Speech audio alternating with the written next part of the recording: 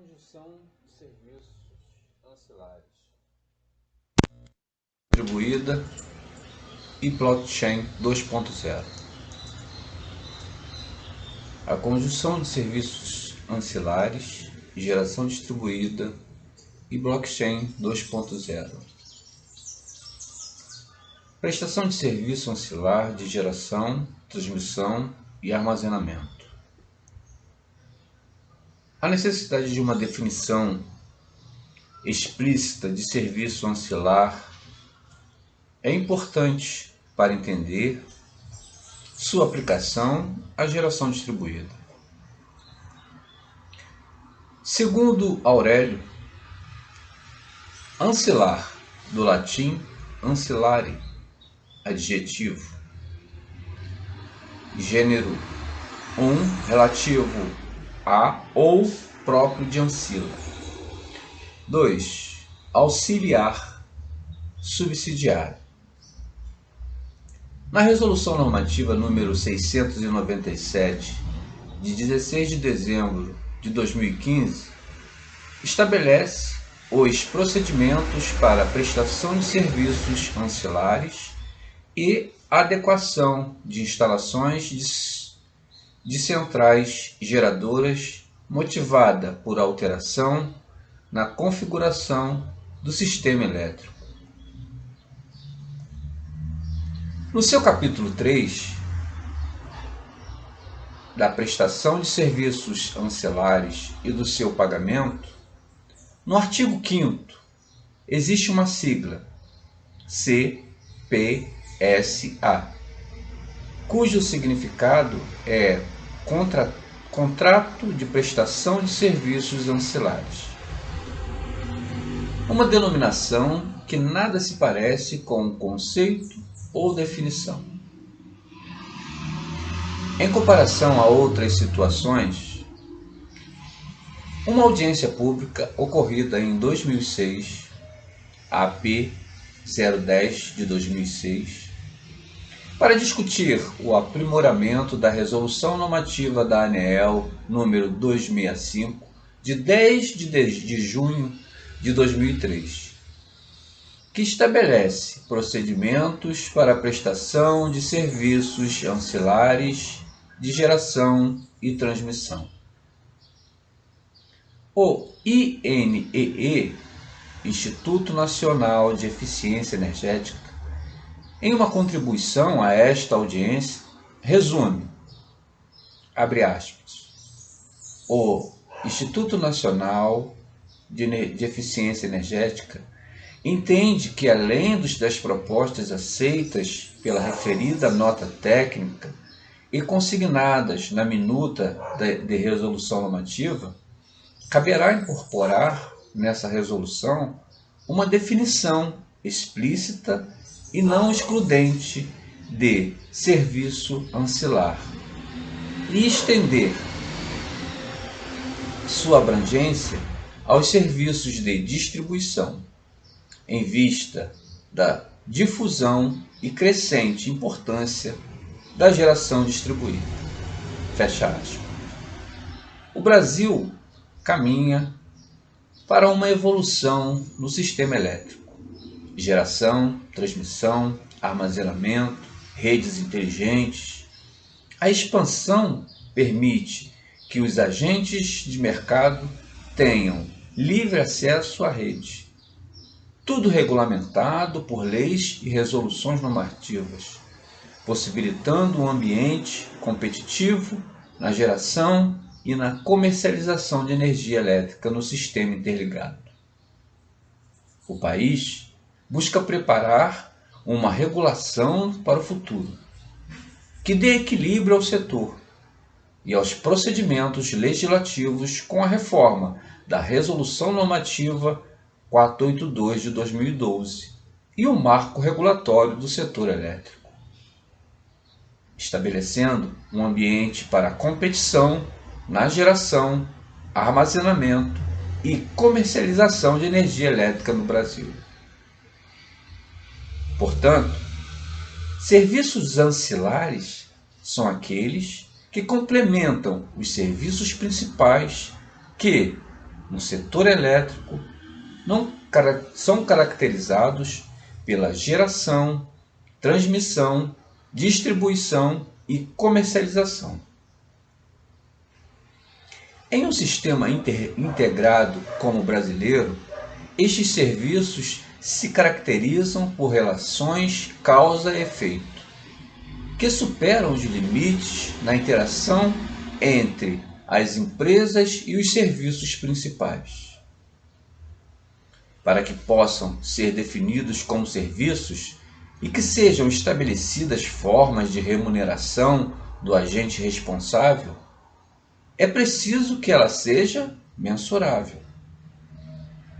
Entretanto, a maioria dos geradores de autoprodutores, além daqueles de produtores independentes conectados às redes de distribuição, operam em paralelo com a rede pública.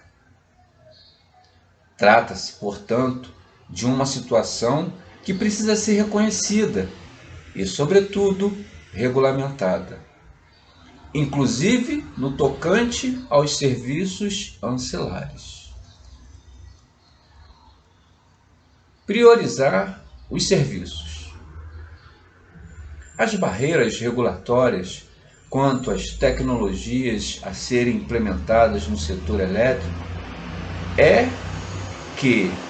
tem se mostrado como uma das maiores dificuldades na criação de um ambiente propício à geração e comercialização de energia elétrica e que permita a modernização do setor. A regulação brasileira possui regras bastante específicas para a comercialização de energia produzida por cada tecnologia de geração, e as diversas discussões sobre como dar valor à geração e ao armazenamento da energia produzida por fontes renováveis, como solar e eólica, que possuem características novas em termos de estrutura de custos e serviços ofertados. É que tem gerado tais discussões. A participação de novas fontes de geração no sistema elétrico muitas vezes requer mudanças regulatórias para possibilitar sua importante participação. Isso significa garantir que a nova regulação ou o marco regulatório permita que essas fontes sejam remuneradas pelos seus serviços, quando necessários. No entanto, estados e municípios podem querer criar políticas específicas para apoiar determinadas tecnologias com o objetivo de política industrial e a diversificação da matriz elétrica. Marco regulatório e resoluções.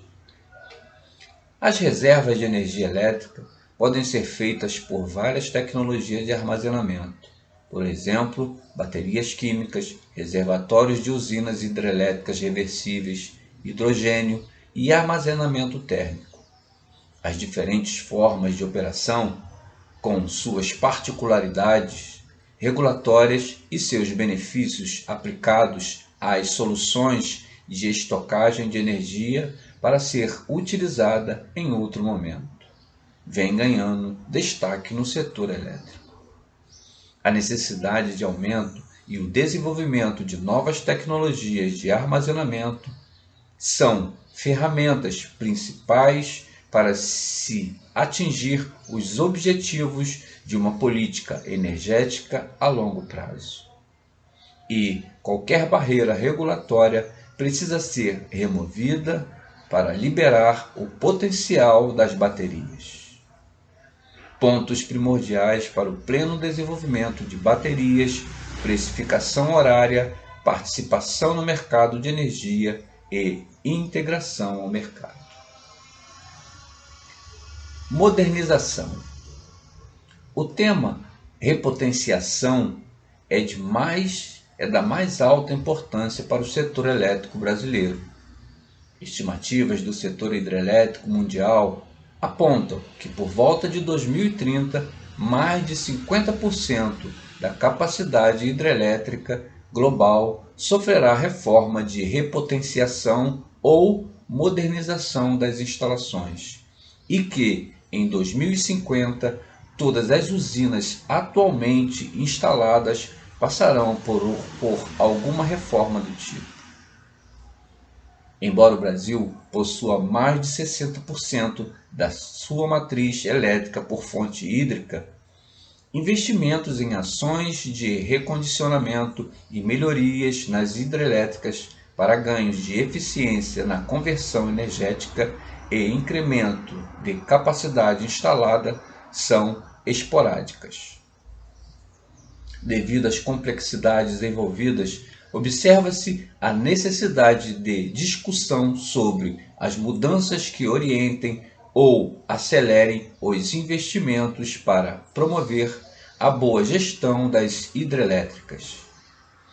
Conforme estudos da EPE, o país contabilizou em 2018 107.678,027 kW de potência hídrica instalada. Deste total contabilizado, foram selecionados as hidrelétricas com potência instalada superior a 100 MW e mais de 25 anos de operação, deduzindo as usinas que já realizaram modernização em suas instalações. O total de usinas candidatas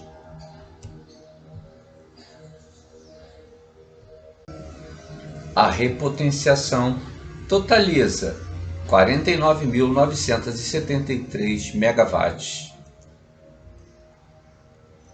Expansão da rede. A interligação dos submercados de energia elétrica só acontecerá com a evolução do sistema de transmissão, permitindo que os agentes de mercado tenham livre acesso à rede, criando um ambiente competitivo na geração e comercialização de energia elétrica no sistema interligado.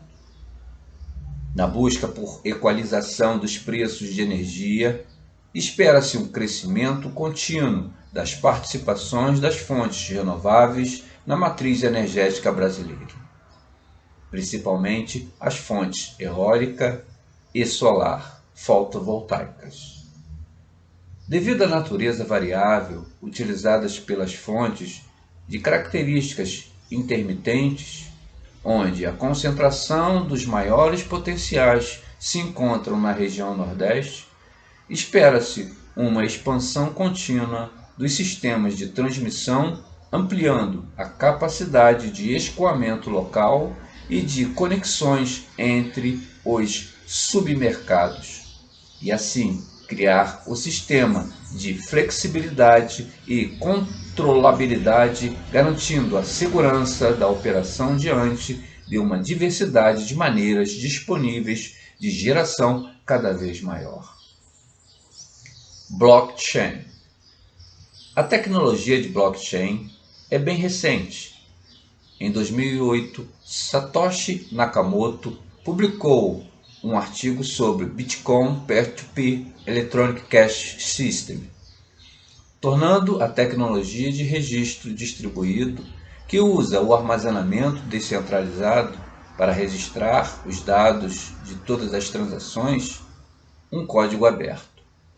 A blockchain funciona como um livro de contabilidade, só que de forma pública, compartilhada e universal, que cria consenso, credibilidade e confiança na comunicação direta entre duas partes, sem a necessidade de intermediário. Os registros são criptografados apenas por computadores. Apenas os computadores leem o conteúdo para verificar sua validade, tornando a tecnologia blockchain bastante segura e confiável para todos, descartando totalmente o intermédio de um agente para confirmar a transação. As aplicações de blockchain no setor de energia podem ser divididas em três grandes categorias, com base em seu estágio de desenvolvimento: 1.0, 2.0 e 3.0. A blockchain 1.0 está associada a criptomoedas, sendo o Bitcoin a principal delas. A blockchain 2.0 está associada aos contratos inteligentes, que representam um protocolo digital para executar automaticamente processos pré-definidos de uma transação, sem exigir a participação de um terceiro, por exemplo, um banco. A blockchain 3.0 ainda representa uma visão futurista da criação de organizações descentralizadas autônomas, onde seus contratos inteligentes são desenvolvidos. A conjunção de energias renováveis, geração distribuída e blockchain possui um potencial transformador. Muitas empresas do setor de energia têm desenvolvido aplicações em blockchain, em pequena escala ou em projeto piloto, seja uma simples startup de tecnologia ou uma grande empresa do setor de energia. Iniciativas já ocorrem em alguns países, como na Estônia, com a W-Power, na Austrália, com a Power Legged, ou nos Estados Unidos, com a Dell Brooklyn Microgrid, indicam que a blockchain pode ajudar nas soluções de microgrids, conectando produtores com consumidores interessados em comprar energia limpa a custos mais baixos. Gigantes do setor de energia como a Acciona Energy e a Iberdrola da Espanha utilizam esta tecnologia para emitir certificados de origem de sua energia. Uma startup da África do Sul, Tessou Exchange, investiu em um projeto piloto de blockchain para viabilizar a construção de plantas solares, vendidas a investidores privados que, em seus negócios de locação de sistemas solares para pequenos comércios e comunidades, utilizam criptomoedas como forma de pagamento. Existem projetos pilotos em desenvolvimento para aplicação no segmento de carga de bateria de veículos elétricos, utilizando blockchain como forma de automatizar as receitas e a forma de pagamento nos pontos de carga. Segundo pesquisas da IRENA 2019, existem mais de 200 empresas no mundo utilizando essa tecnologia em várias aplicações no setor elétrico. Conclusão: muitos setores e segmentos dependem exclusivamente de instituições financeiras para intermediarem suas transações, atuando como plataformas confiáveis para processar pagamentos eletrônicos. Embora o sistema funcione bem o suficiente, sofre com fraquezas nas transações. O custo da mediação aumenta os custos de transação, limitando o tamanho mínimo da transação praticada pela empresa, cliente e a instituição financeira, eliminando totalmente a possibilidade de pequenas negociações. É aceito um percentual de fraude como inevitável, mas esses custos e as incertezas de pagamento podem ser evitados com o uso de moeda física.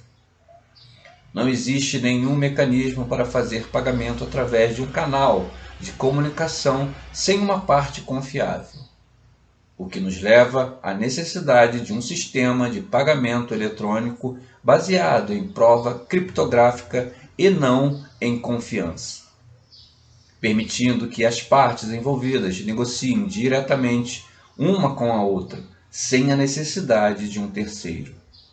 As transações que são impraticáveis para reverter computacionalmente protegem os vendedores de fraude e os mecanismos de garantia de rotina podem ser facilmente inseridos para proteger os compradores. Um sistema de transações eletrônicas sem depender de confiança, com uma estrutura usual de moedas feitas de assinaturas digitais, que fornece robusto controle de propriedade, numa rede utilizando prova de negociações, registrando histórico das transações dos serviços ancilares.